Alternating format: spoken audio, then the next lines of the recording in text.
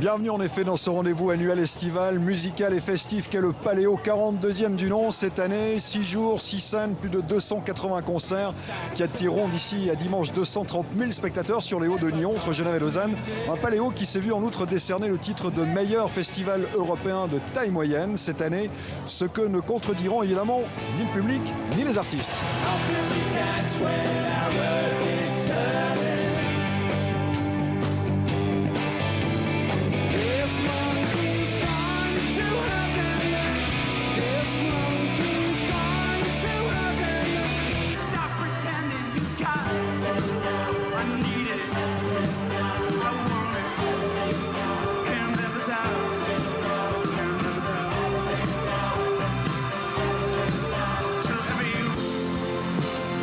Parmi la pléiade d'artistes présents sur les différentes scènes du Paléo cette année, Julien Doré, artiste chaleureux pour qui sa musique se doit de dépasser le simple divertissement.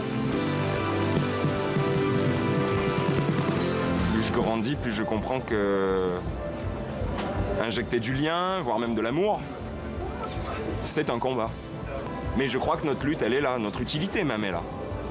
Quand on fait naître un sourire, quand au travers de certaines chansons, on raconte la vie des autres, parfois même on se rend compte qu'un album, une chanson, une mélodie, un texte est une béquille dans la vie d'un autre.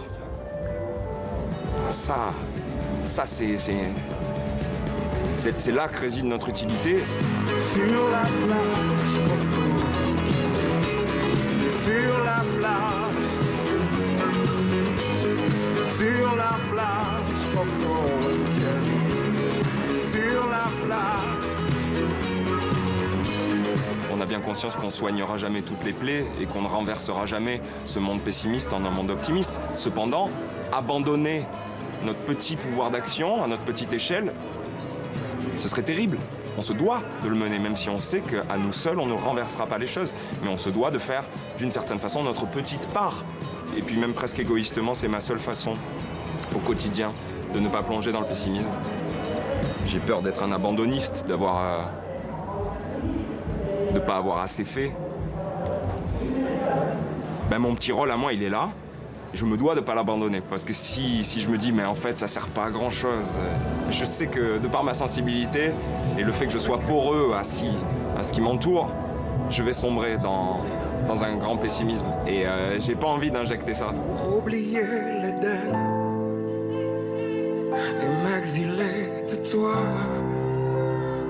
Et m'exiler de toi. Et pendant que Julien Doré régalait son public sur une autre scène, au même moment, toujours au Paléo, le collectif de l'orchestre tout-puissant Marcel Duchamp lui proposait généreusement sa musique aussi séduisante et aboutie artistiquement qu'inspirante de par l'ouverture et la tolérance qu'elle véhicule.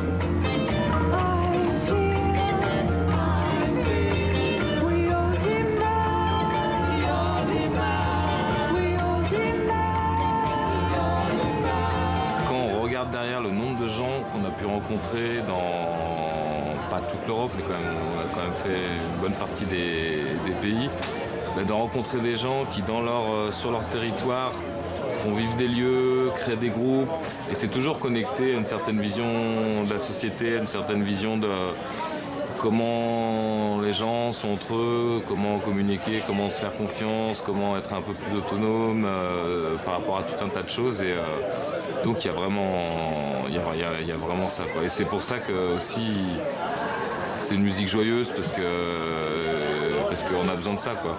Il y a tout simplement cette envie d'envoyer de la joie vraiment. Et puis Vincent il nous dit des fois avant de jouer, allez ce soir on change des vies, on change des vies. Après, voilà, on ne va pas changer la vie de 1500 personnes en même temps, mais s'il y a 2 personnes dans une grande foule qui ont un choc émotionnel et que ça va quelque part créer des changements dans leur vie, améliorer des choses ou faire découvrir des trucs, c'est ça le but recherché, quoi. Et puis tous ensemble, on arrive à un tel degré de jubilation des fois, que si on peut donner ça, c'est merveilleux.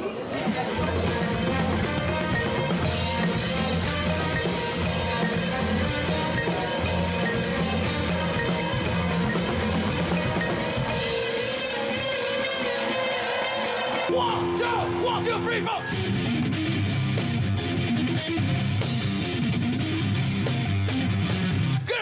Autre musique, mais même revendication de partage pour d'Inspector Clouseau, deux physiciens de formation, rockers sur scène et paysans producteurs de foie gras dans le sud-ouest, pour qui leurs deux métiers se nourrissent l'un l'autre et participent d'une seule et même philosophie.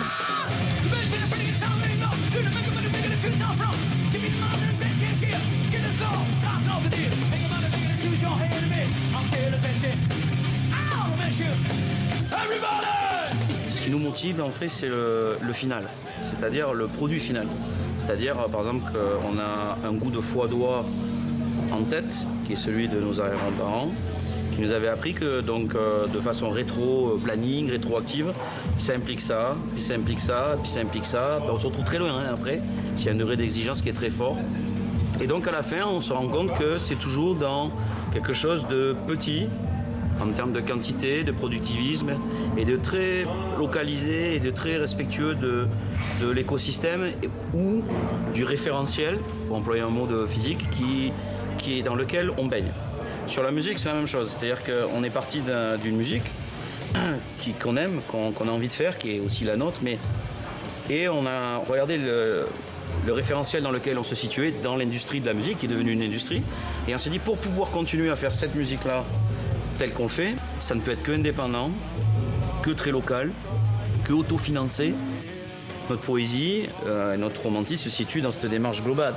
C'est cette démarche qui est globale. Mais à chaque étape, il n'y a rien de poète, hein, c'est très rationnel. Il y a un ami d'ailleurs qui nous a dit, un journaliste des Inrocks, Jean-Daniel Beauvalet, qui nous a dit vous êtes des scientifiques, donc des poètes. Et c'est vrai que c'est une formule qui nous va bien.